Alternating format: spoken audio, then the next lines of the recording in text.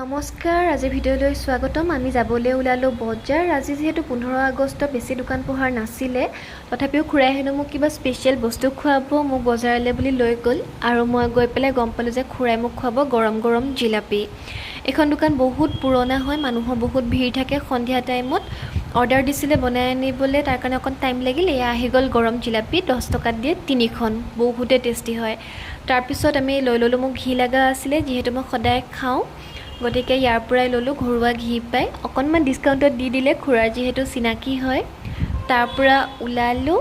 এতিয়া খুৰাই হেনো পাণ খায়, মোকো কৈছিলে, মই নাখালোঁ। আৰু কল ল'লে, ইয়াত কলৰ দাম বহুতে কম। তাৰপিছত অকণমান চব্জি ল'লে, লৈ পেলাই আমি আহি গ'লোঁ আমাৰ গন্তব্যস্থান, আমাৰ ৰুমলৈ। ৰুম আহি পাই পেলাই একেবাৰে গৰমত অৱস্থা নাই, গেলি ঘামি গৈছোঁ পূৰা। এতিয়া মই ফ্ৰেছ হওঁ। আজিৰ ভিডিঅ' ইয়াতে সামৰোঁ। Bye bye.